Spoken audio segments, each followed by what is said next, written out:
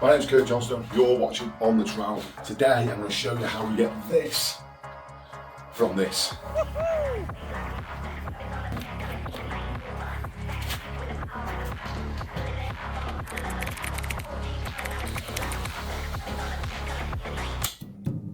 Artex ceilings, you've got to look out sometimes when the tapes have dropped. So I don't know if you can see that coming in a little bit. See here, you can see that bit of movement there.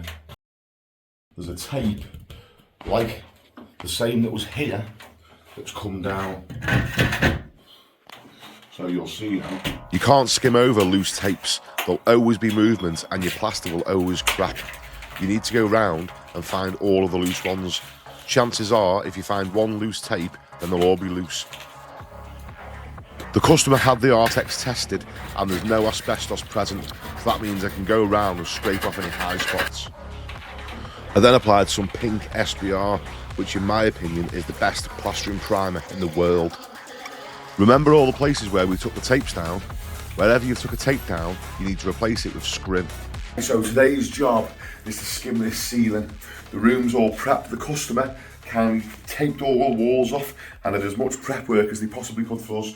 We've sealed the ceiling, but now these fan patterns usually causes a lot of problem for plasterers because the pattern bleeds through. So I'll show you a little technique that I use to stop that happening.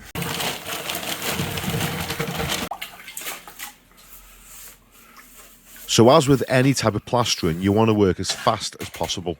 Now this doesn't mean that you're going to start running round like a headless chicken, working erratically. It just means you're going to work as efficiently as possible. You want to make every stroke of the trowel count. You want the ceiling under control, so it needs to be on as fast as possible so you can get it flattened off as quick as you can. You'll notice I always use the same technique when going to the cove. I just stay a little bit away from it, see there?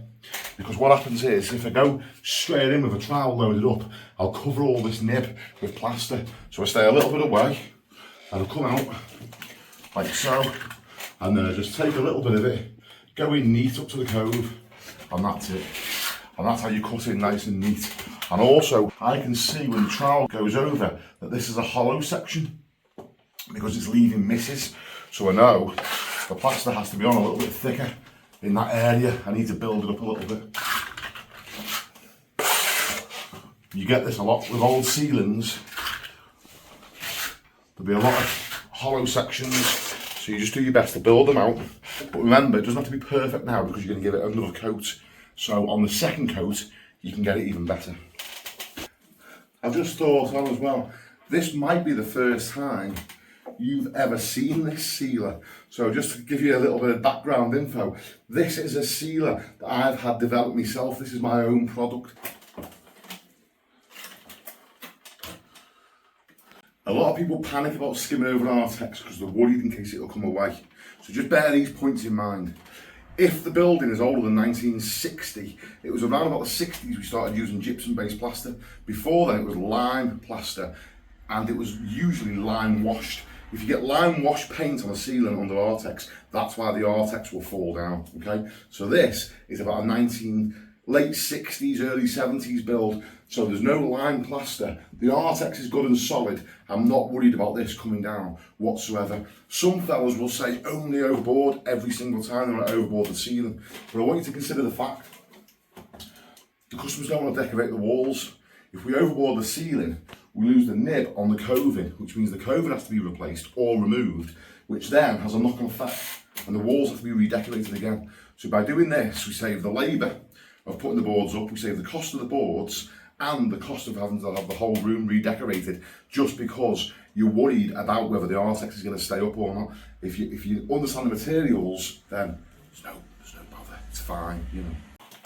Okay, something that's in my mind whenever I'm putting a ceiling on is you always want to be making sure that when you stretch back, you at least come in line with the light. So you can see when I've done this side, I've come past the light.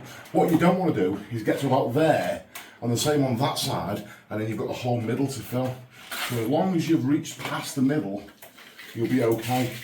It just saves time with the amount of times you have to go up and down the room.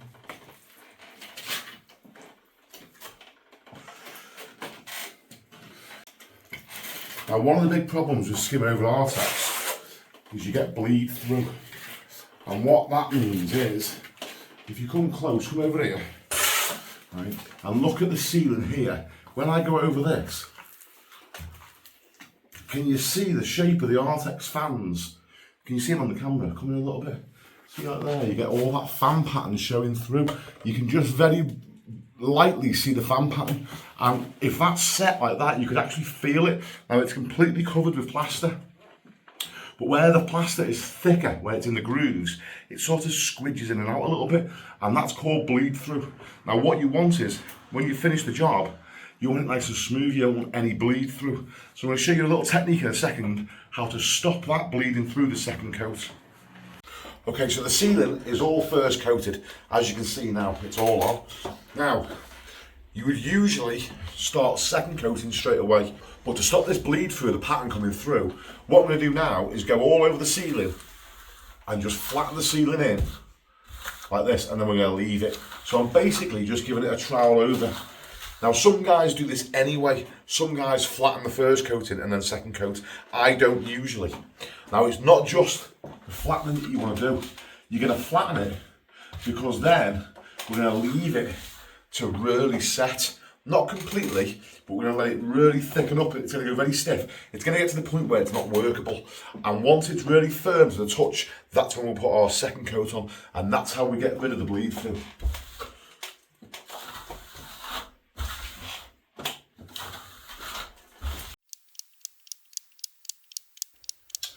Right, so if you're wondering how long to leave the plaster before you second coat it, you want it to be firm where you can touch it, it's not sticking to you, you know, and it should feel quite firm to touch. Now, there's no set time because it all depends on how fast the plaster's setting, temperature, breeze coming in, high suction background, low suction, whatever. So there's different variants that will cause this to be a different amount of time waiting. But once it gets to that point, it's time to mix up and second coat it. You don't want this to start going dark because then you're creating two different layers. So we want it all to tie in together. So whilst this is still wet but firm, we'll second coat it. Okay, so this is the second coat going on now. Still finding a few little hollows in the ceiling that we're just filling as we go. To be fair, the original ceiling was all over the place. Now there's a little bit of a rush to get this on because we've used dirty water for the second coat. Because we've waited round so long for the first coat to pick up, I didn't want this to take forever. So what we've done is we've used dirty water, the washing out water from the first mix, and added it to this mix so that this sets faster, because it's only a little ceiling, so it's not like I'm going to be panicking. So we've speeded that up basically, and we're going to be sort of conscious that that's setting. So we're going to work quite efficiently, and then once we've given it the first flatten in, so we've given it the first coat, flattened it in, the second coat, once we've flattened it in again, we can relax a little bit then. But up until that point, we have to sort of keep our eye on the ball.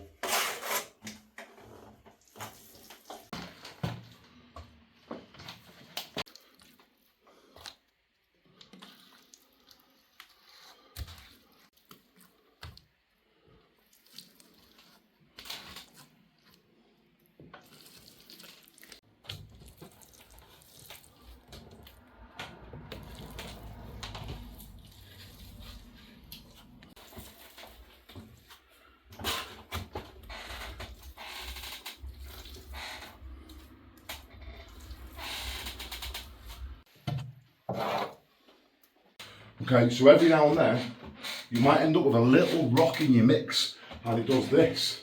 Now here, there it is. That is like a little crumb. You see some fellas struggle with these, they'll drag it across the ceiling. I always just use the corner of the trowel, pick it out, and a nice easy little way so you don't have to go anywhere, just wipe it off. Although, my dad used to go mad about this because He's got OCD and everything had to be immaculate all the time. I wasn't allowed to sit in the front of the van. I used to have to go in the back of the van because I was covered in plaster. I mean, I like keeping clean as well, but it's just faster to wipe little bits off there than what it is to get down, go all the way over to the water bucket and wash it off. So, okay, this plaster now, we're about 3/4 of the way around the ceiling, and this plaster is firming up quite a lot. It's going, doesn't look it, but it is going a lot thicker compared to what it was when we mixed it. So the plan's working and stuff's setting quite quick, which is what we want. Remember, the faster this sets, the faster we get to go home. Now, plasterers are renowned for this, and it's the old saying, we work to the thistle, not the whistle. Thistle board finish. As soon as that sets, we're gone. Final little stretch now. We've just got that bit there to do. It's all second coated. Now, I'm not gonna sit around straight away now.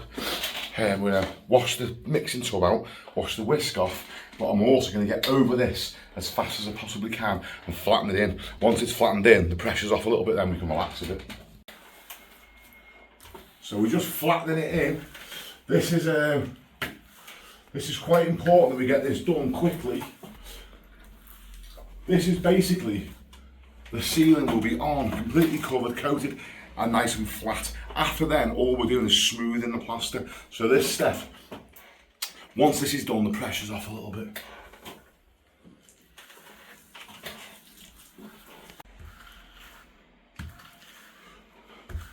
When we're flattening in, the trowel should glide over the plaster really easy. If it's sticking and you're having to use water, then the plaster's setting too quickly, you need to speed up. So plastering can be quite a calm, relaxing job, but you've also got to have a sense of urgency, because if it starts to set and you're not going fast enough, it'll be ruined. So you do have to have that little bit sort of in the back of your mind where you might have to go a lot faster than what you're going.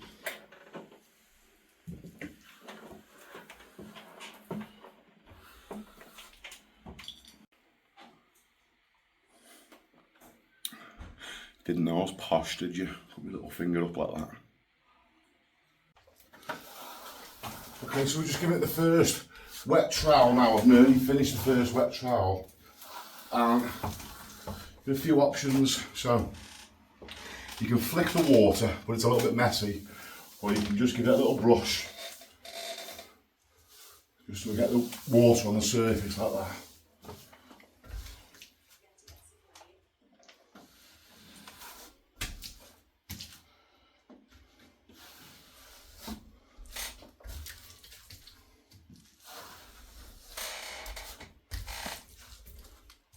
That little technique will take a little bit of practicing to roll the trowel. So you're going to come in and then the trowel rolls. Now the first couple of times you do that, you'll probably dig in. So it eventually becomes like muscle memory, because you'll go like this first, you'll come in and then you'll try and pull back with the trowel still to the line, it'll just dig straight in. You've got to try and not do that. You've got to try and remember to roll the trowel. Like that, see? And don't tell anyone you see me drop a bit. I only did that because I was trying to show you.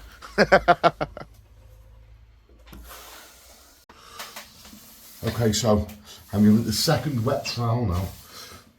There shouldn't really be any imperfections. You should be, by the end of this going over, the work should be basically finished and all it needs is a polish. Now, notice I haven't gone round and cleaned all the cove down spotless yet, because the plaster's still quite wet and it just smudges it everywhere. So all I'm doing now is just checking as I'm going, paying attention to everything. Any little misses, little blemishes, lines, I'm just being sure to get rid of them. And you just work around in the same order. So I started putting the first coat on that way, I flattened it in that way, the second coat, the flattening, the first wet trowel, and now the second wet trowel. Always just the same way, the same process around each time. And what I mean by that is that you always go in the same order. So I'm going clockwise round the ceiling. If I was putting the walls on and I worked in a clockwise manner, I would trowel them up in a clockwise manner. It doesn't mean that your trowel has to go the same direction each time. Some fellas like to cross-hatch the ceiling. If you were troweling north to south, then on the second go over, you would trowel east to west. Okay, so this is the polish now. This is the final pass over. You shouldn't really have to use any water now at all, but just keep the bottom of the trowel lubricated. And what you're doing is just having one final check over, making sure everything's nice, as it should be, and the ceiling should be starting to feel lovely and smooth. So you know it's a good time to polish once you start seeing the odd little dark patch appear, and it's just where the plaster's setting. And notice I haven't cleaned this down yet. Not being lazy, I will get to it. As soon as I've been all round and polished, I'll go round and clean off the nib of this cove. Now when I said about the dark patches, if you zoom in here, you'll see a little dark line there. Where the plaster is on very thin, on the high spot to the artex, that will start to set first. And that's how you know it's just right to start polishing.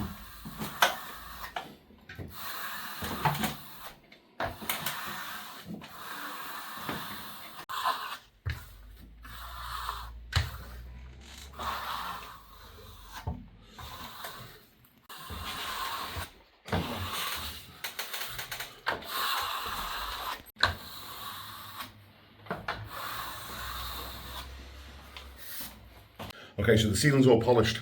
We're just going to go round and clean down this nib on the cove. So the easiest way to do this is just take the corner of your trowel, don't dig into the ceiling, just literally run along like that and see how it literally just falls off anyway, and then very gently come along that way, and one last time, and it's done. Little wipe with the cloth.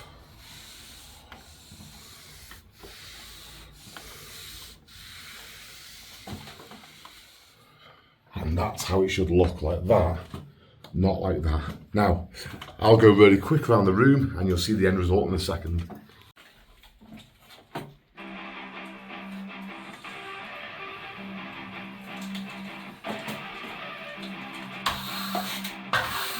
So that's it, all cleaned down, polished, finished. See you on the next one.